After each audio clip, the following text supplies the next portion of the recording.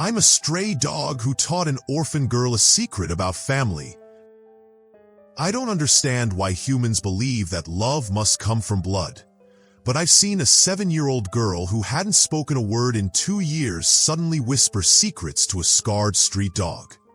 What if I told you that sometimes the most profound families are born not from planning, but from two wounded hearts recognizing each other in the silence? Let me tell you how I came to witness this story. Because sometimes the most important tales unfold quietly, in corners where no one thinks to look. My name is Max. I am a 3-year-old mixed breed, part German Shepherd, part something that nobody bothers to identify.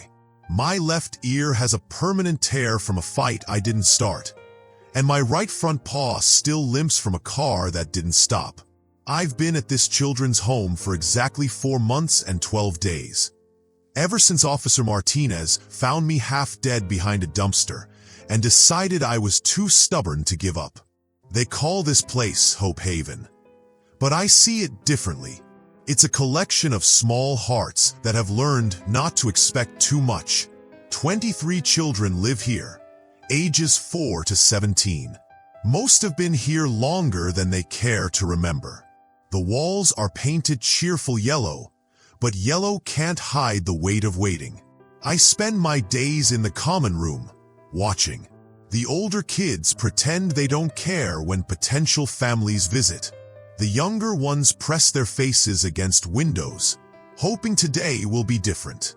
Staff members, good people with tired eyes, try to create normalcy in a place where normal is a foreign concept. Mrs. Henderson, the director, keeps me here because she says I'm therapeutic. The truth is simpler. Nobody wants a limping dog with scars. Just like nobody wants most of these children. We're the imperfect ones, the ones with visible damage, the ones who require patience that busy families don't have time to give. I watch Emma every day, 7 years old, with dark hair that falls like curtains around a face that hasn't smiled in anyone's memory. She arrived 2 years ago after her grandmother, her last living relative, passed away. The files say she spoke normally before, but trauma has a way of stealing voices. Now she communicates through nods, shakes, and eyes that hold too much understanding for someone so small. She sits in the corner during group activities, draws alone at the art table, and sleeps curled up so tightly it's like she's trying to disappear. Other children have learned to leave her be. Adults speak about her in hushed tones, using words like selective mutism and attachment disorder. I just see a small person who's forgotten how to trust the world. Emma and I have something in common. We're both here because life broke us in ways that show. And just like me, she's been waiting for someone to see past the damage. It started on a Tuesday morning in October. I was lying in my usual spot near the window when I noticed Emma doing something different. Instead of avoiding my corner, she was watching me. Not the quick glances most children give. A real, steady observation that lasted almost an hour. Wednesday, she moved closer. Just one chair nearer, but I felt the shift like an earthquake. Thursday, she brought her drawing pad and sat close enough that I could smell the crayons. Friday, she accidentally dropped a crayon, and when she reached for it, her fingers brushed my fur. The first time she touched me, really touched me, was during a thunderstorm the following week. The power had gone out, and the younger children were frightened.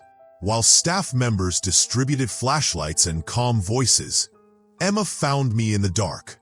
Her small hand rested on my head, and I felt her trembling. Not from fear of the storm, but from the courage it took to reach out. I stayed perfectly still. Some moments are too precious to disturb with movement. "You're scared too," she whispered. The first words anyone had heard from her in 2 years, spoken to a dog in the darkness. But you're still here. Over the following days, Emma began speaking to me when no one else was around. Short sentences at first, then longer conversations. She told me about her grandmother's house that smelled like lavender, about nightmares where everyone disappeared, about how she'd stopped talking because words felt too dangerous. What if she said something that made people leave? Nobody stays, she explained one afternoon, running her fingers through my fur. Grandma didn't want to leave, but she got sick. Mommy and Daddy didn't want to leave either, but the car crashed. Maybe if I don't say anything, nobody else will go away. I understood. Words had power. Silence felt safer. But here's what Emma didn't realize. By talking to me, she was practicing trust again. I became her rehearsal for the world, the safe place where her voice could remember how to exist. Mrs. Henderson noticed the change first. Emma started participating in group activities, still silent with humans, but more present. She'd sit closer to other children during story time. She'd nod when asked direct questions instead of staring at the floor. It's remarkable, I heard Mrs. Henderson tell a social worker. She's not speaking to us yet, but something has shifted. She seems less afraid. What they didn't know was that Emma had found her voice. She just chose to share it with someone who couldn't repeat her secrets, judge her fears, or leave her behind. In me, she found the safest possible confidant. Someone who understood abandonment, who knew what it meant to wait for love that might never come. Our conversations became daily rituals. She'd tell me about her dreams, her memories, her hopes that maybe someday someone would want both of us. I'd listen with my whole body, ears forward, eyes focused, heart open to every word she'd been saving up. "Max," she said one evening as we watched the sunset through the common room window, "do you think families can be made of different kinds? Like, not just people who look the same?" I rested my head on her lap, which she took as agreement. "I think maybe we're already family," she continued, "just a different kind." 3 months after Emma found her voice with me, they came. The Mitchells, David and Sarah, a couple in their early 30s who'd been trying to have children for 7 years. They decided to adopt a dog first to practice being responsible for another life before applying for human adoption. I watched them tour the facility, asking practical questions about my health, my training, my needs. They seemed kind but cautious, the way people are when they're making a decision that will change their lives. Mrs. Henderson sang my praises, how I was gentle with children, house-trained, protective but not aggressive. "He's been wonderful with our kids," she explained, "especially with Emma, one of our quieter children. She's formed quite an attachment to him." The Mitchells nodded politely, but I could see they were focused on logistics, not emotions. They wanted a dog, not a complicated situation involving a traumatized child. Emma watched the entire interaction from the doorway, her face carefully blank in that way children master when they're preparing for disappointment. She didn't know they were there for me specifically, but she understood the signs. Adults asking questions, taking notes, making decisions about who belonged where. The adoption was scheduled for Friday.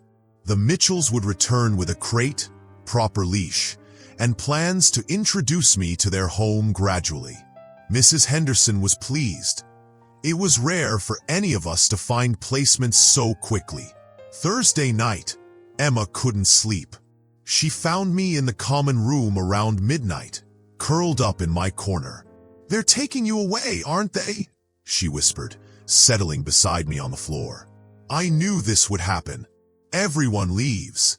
I could feel her tears landing on my fur, each one carrying the weight of every loss she'd experienced. She was 7 years old and already fluent in the language of goodbye. "I won't forget you," she promised, her voice breaking. "Even when you're gone, I'll remember how you listened, how you made me feel like I mattered. We stayed like that until dawn, a small girl and a scarred dog, holding on to each other before the world pulled us apart again. Friday morning arrived with painful clarity. The Mitchells returned as scheduled, efficient and prepared. They'd brought everything needed for my transition. A new collar, a bed, toys, food. They were ready to give me a good life. But they weren't prepared for Emma. As Mrs. Henderson led me toward the door, Emma appeared. Not hiding in corners this time, but standing directly in my path. Her small body was trembling, but her voice was clear and strong. "No," she said, the word carrying 2 years of saved-up courage. "You can't take him."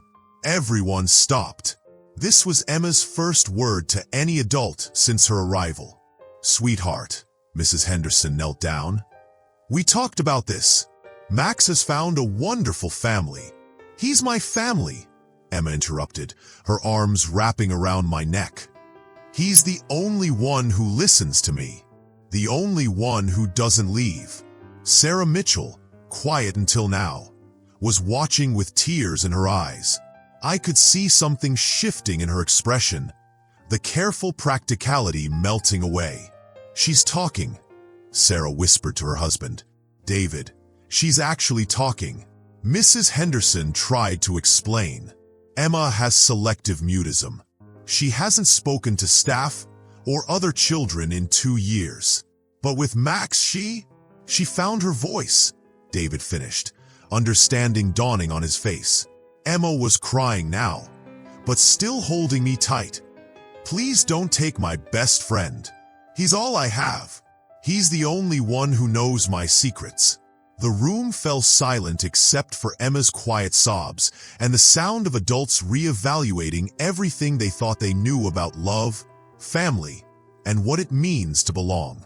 Sarah knelt down beside Emma, moving slowly like she was approaching a frightened animal. "Emma, honey, can you tell me about Max? What makes him so special?"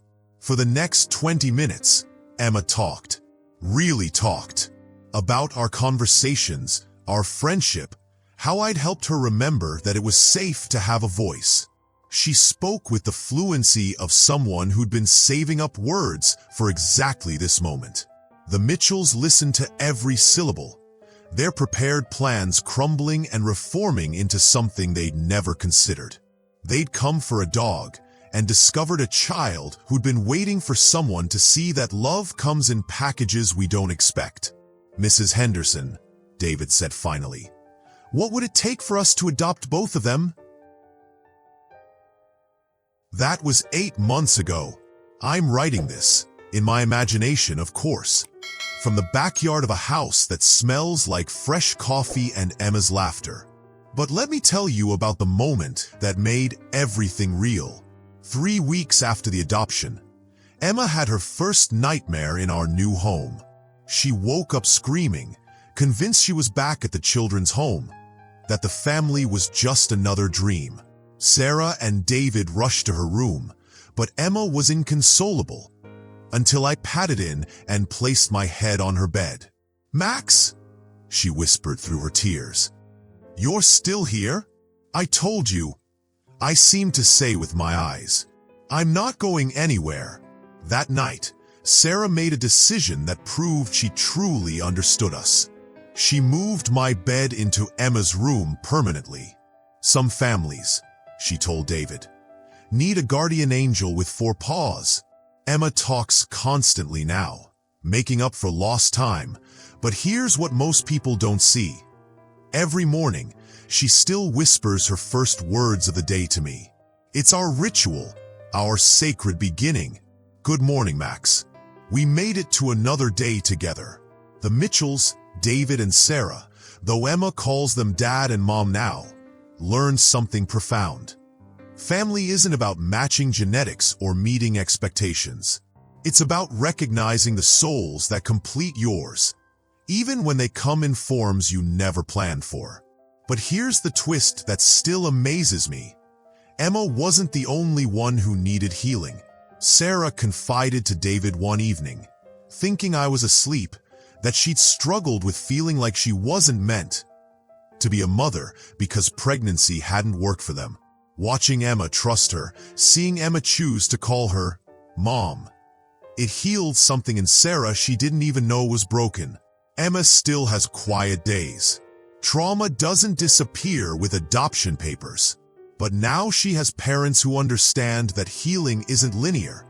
And she has me, her first friend, her bridge back to trust. I've become the family dog in the truest sense. Not just Sarah and David's pet, but Emma's chosen brother, her reminder that loyalty exists and love stays. Last month, something beautiful happened that proves how far we've all come. Emma's new school was having a family day presentation, and each child had to talk about what family means to them. Emma chose to bring me as her visual aid. Standing in front of 30 classmates and their parents, Emma said, "This is Max. He taught me that family isn't about who you started with. It's about who chooses to stay. My mom and dad chose both of us, even though we came as a package deal. Sometimes the best families are assembled from pieces that other people thought were broken." The applause was thunderous, but what moved me most was seeing Sarah wipe away tears of pride, and David beam like Emma had just won the Nobel Prize. This little girl who hadn't spoken for 2 years was now teaching other children about love. Our story teaches something profound about human nature that I observe every day. Wounded souls don't just find each other by accident. They recognize something familiar in each other's eyes. The knowledge of what it means to wait, to hope, to believe that somewhere, someone is looking for exactly who you are. Emma was right that day. She told me families can be made of different kinds. The Mitchells adopted both of us not because we were convenient, but because they witnessed love that was already there. They had the wisdom to see that sometimes you don't choose family, you simply recognize it. And here's what I've learned watching this family grow. Love multiplies in the strangest ways. Because Sarah and David opened their hearts wide enough for both Emma and me, Emma learned to trust wide enough to let in her new grandparents, her new aunts and uncles, even her new best friend at school. Healing one heart can create ripples that heal many. Humans spend so much energy trying to create perfect families, forgetting that the most profound bonds are often forged between the imperfect ones. Emma and I weren't broken. We were just waiting for people who could see that our scars were proof we'd survived, not evidence that we were damaged beyond love. The Oregon Children's Home still has 22 children waiting for families. Each one has a story. Each one has worth. Each one deserves someone who will see past the damage to the heart underneath. Emma and I were fortunate. We found each other first, which made us brave enough to trust again when the right humans appeared. If you've ever felt like the wounded one, the imperfect one, the one who waits while others get chosen, know this: your scars are not disqualifications. They're proof of your strength, evidence of your survival, and sometimes they're exactly what draws the right people to you. Emma still whispers secrets to me at night, but now they're happy secrets about school, friends, dreams for the future. She's 8 years old and believes in tomorrow again. I'm 4 years old and finally understand what it means to be home. Family isn't about being perfect. It's about being chosen, being seen, being loved exactly as you are. And sometimes, the most beautiful families are assembled from the souls that everybody else overlooked. We're proof that love doesn't require matching species or shared blood. It only requires recognizing who belongs to your heart and having the courage to claim them. If this story touched you, please share it with someone who needs to remember they're worth choosing. And if you have room in your heart for a waiting child or a shelter animal, maybe it's time to discover the family you never knew you were looking for. Sometimes, The most perfect families are made of perfectly imperfect pieces. Subscribe here and never miss another story that inspires,